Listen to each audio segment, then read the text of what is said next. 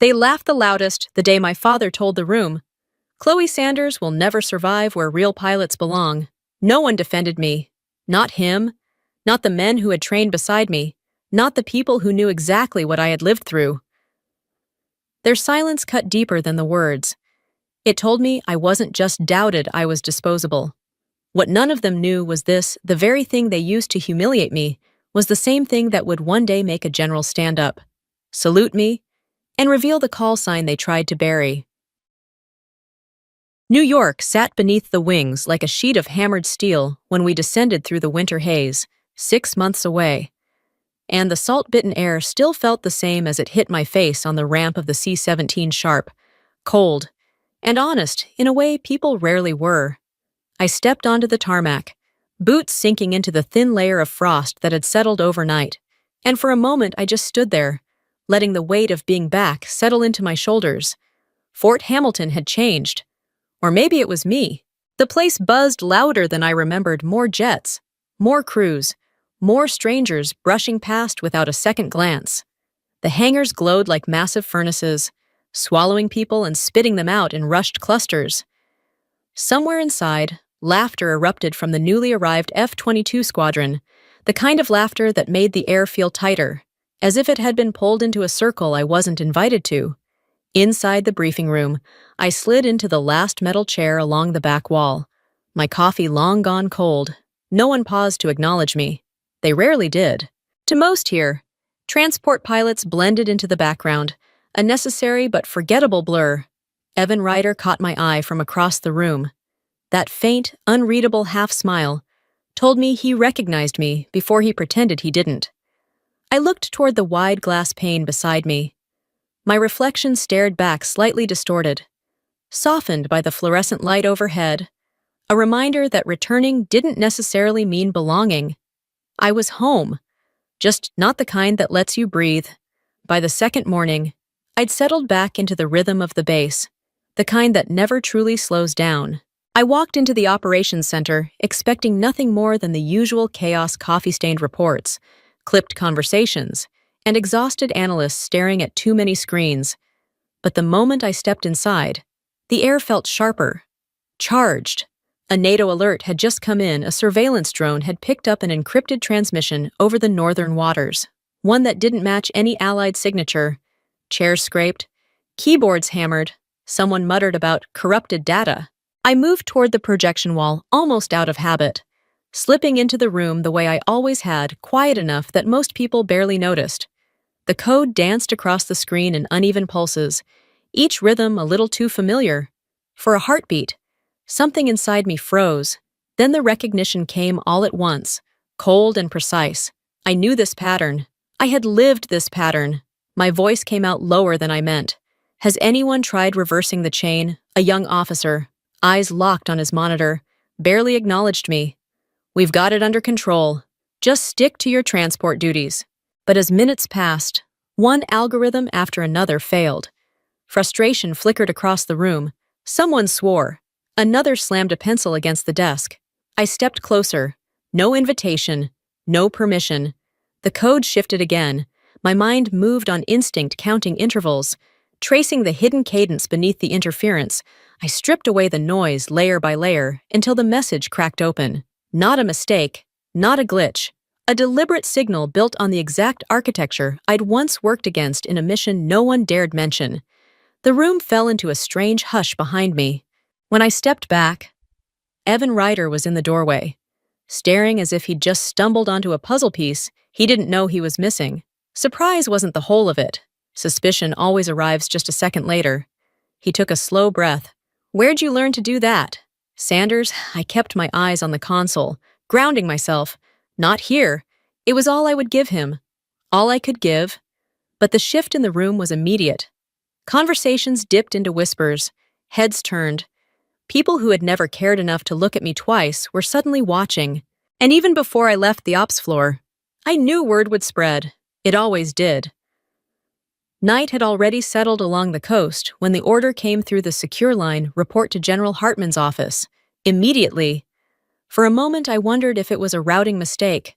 The general didn't summon officers like me, but the message repeated, And soon, I found myself standing outside his door, heart ticking a little too fast. Inside, the room glowed in muted blue from a tactical map sweeping across the far wall. Hartman didn't waste time with greetings. He slid a black folder toward me, thin, heavy, unmistakable. Resting on top was a silver insignia I hadn't seen in years, one tied to a version of myself I'd buried long before anyone here met me. His voice broke the silence. The signal wasn't random. They're back. The floor felt as if it tilted beneath me. He didn't need to explain who he meant. The past I'd been dragging behind me had finally caught up. He leaned forward, lowering his tone. I know the unit you once belonged to, and I know what happened to it. My pulse thudded hard enough to echo in my ears. That information was supposed to be locked away forever. He tapped the folder again. Your last mission isn't finished. The walls seemed to close around me. All the things I'd sworn I would never return to shifted under my feet. Hartman stood straighter, his silhouette cutting through the blue light. When the time is right, I will call you by the name you once answered to. The unspoken title hovered in the air heavy. Waiting. I wasn't ready to hear it, but readiness didn't matter.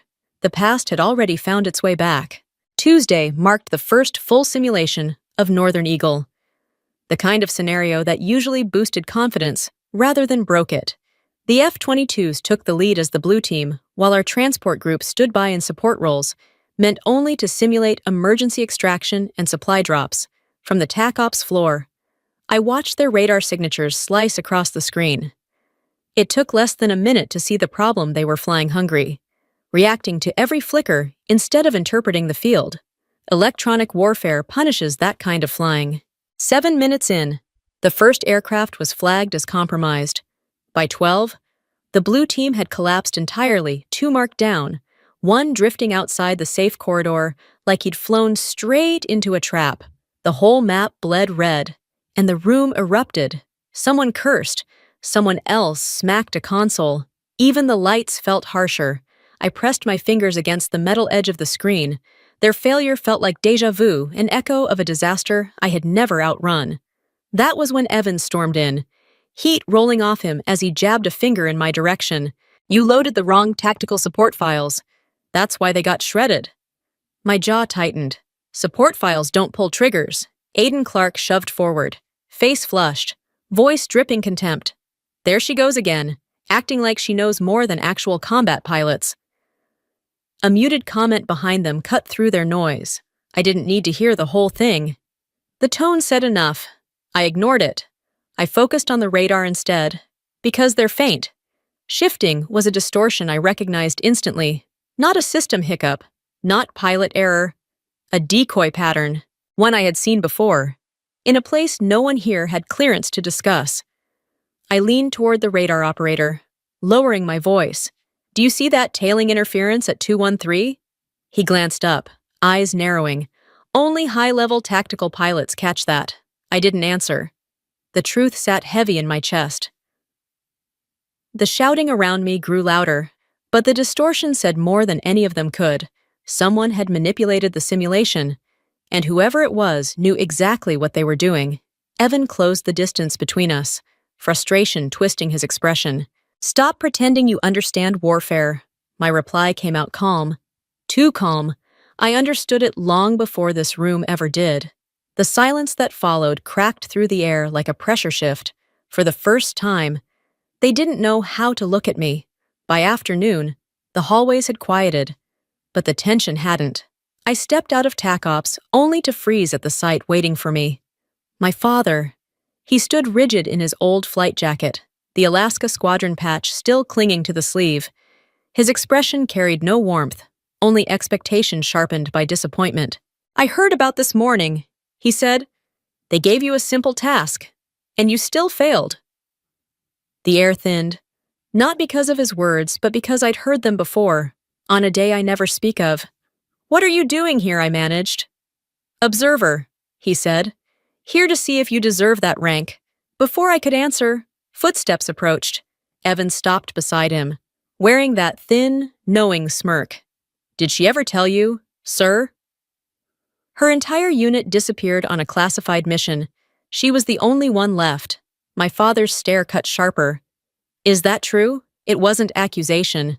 It was confirmation of every doubt he had about me. It wasn't my fault, I said quietly. He didn't soften. He only sighed, heavy and final. Don't drag others into what you couldn't fix. The hall felt colder. The radio echoes from years ago rose in my mind, panic. Static. Explosions. Then clarity struck. I turned to Evan. Who told you about that mission? He only smiled. Someone inside the system had leaked what was meant to stay buried. Someone wanted my past to surface. I walked away, leaving them behind. One man who'd commanded me, one man who'd raised me. And in that moment, I understood Northern Eagle wasn't a training exercise. It was a warning. By the next morning, the TAC Ops floor still felt bruised from yesterday. A scrape on the wall, a cracked headset on a console, and the kind of stiff silence that made everyone glance my way. Then pretend they hadn't. I ignored it all. My focus sharpened the instant I saw the flashing alert on the main screen. The signal had come back. A third time. Stronger, clearer, unmistakably deliberate. I sat at the radar station, and before the operator could even adjust the filters, I recognized the cadence vibrating through the interference. It wasn't random noise. The pattern had been tuned with precision, mirroring the exact sequence my former unit used when preparing to breach contested airspace. Whoever sent it knew I would understand. It wasn't just an intrusion. It was a call direct, intentional, and meant for me. Across the room, analysts argued about faulty links and miscalibrated sensors, but none of them saw the choreography beneath the chaos. I almost said too much when the pattern shifted again. They're running a chain strike sequence like I bit the sentence off. I wasn't ready to speak that name aloud.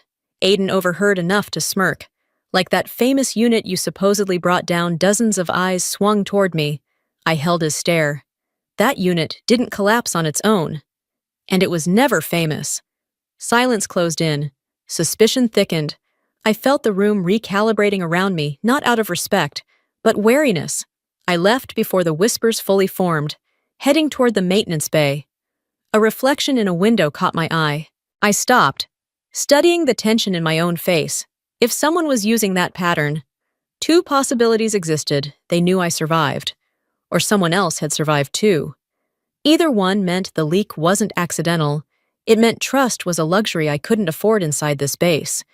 That evening, my secure device pinged with a message, Hartman, bunker level, now. The bunker's cold metal walls vibrated faintly with the hum of generators. Hartman stood alone in the glow of a massive screen. Watch, he said. The drone footage flickered, and through the static, a pinpoint of light pulsed in the exact rhythm of the encrypted signal too precise to ignore. I felt my stomach drop. That's a message. He nodded. And it's addressed to you. The past I'd buried was no longer knocking. It was inside the room.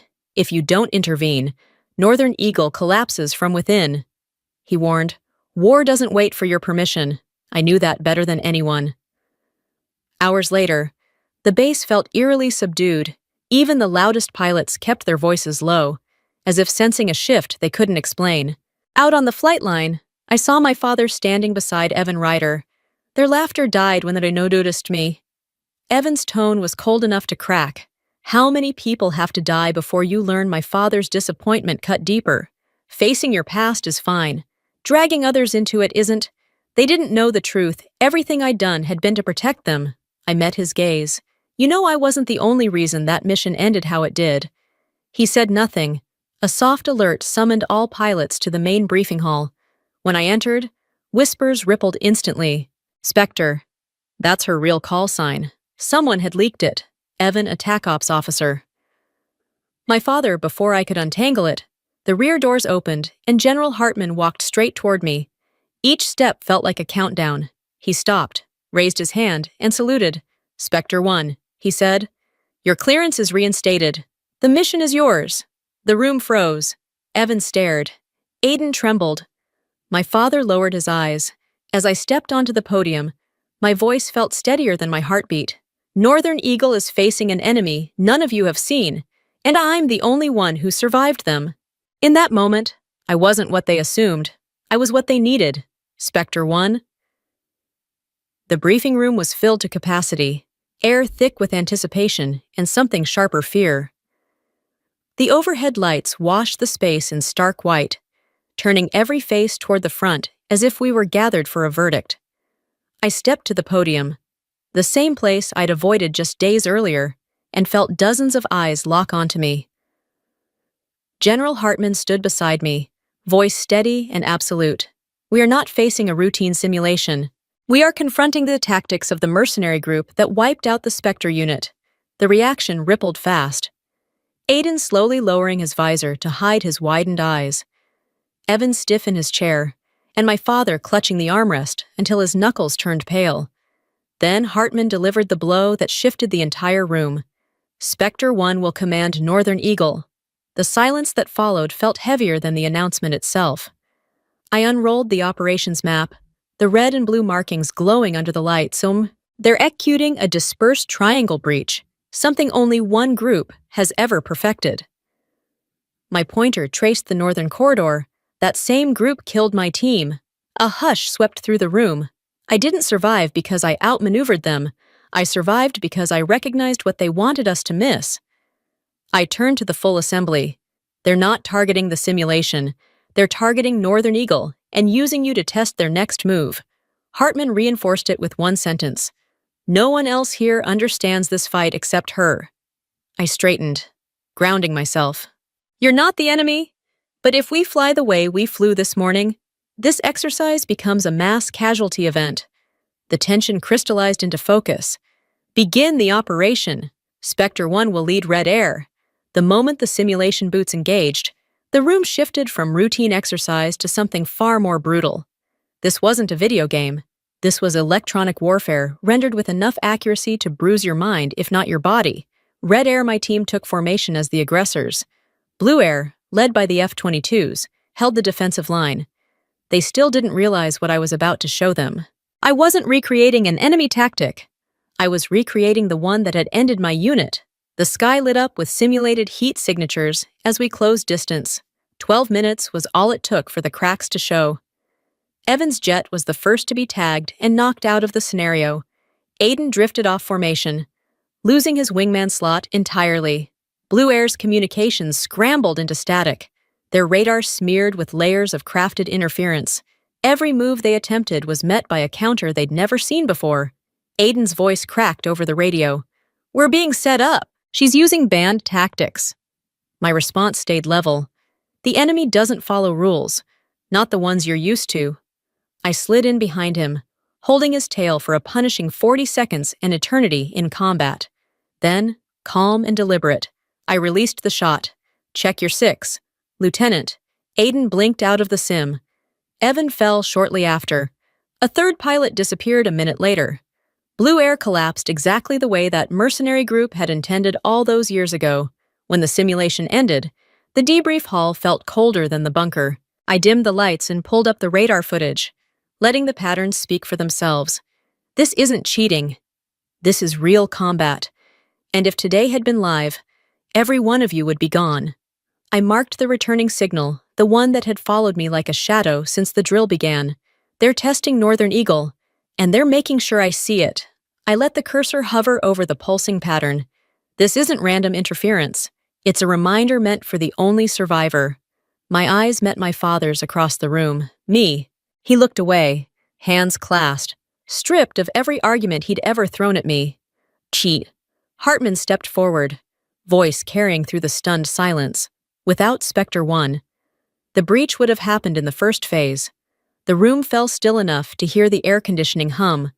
The truth was no longer hiding, not in the signals, not in the sky, and not in me. By nightfall, the base had quieted, its earlier chaos reduced to distant echoes. Along the flight line, the C-17s rested under pools of amber light, their shadows stretching across the concrete like calm giants waiting for dawn. I walked the painted center line slowly, letting the cold New York wind push against me, filling my lungs with the familiar bite of jet fuel and ocean air.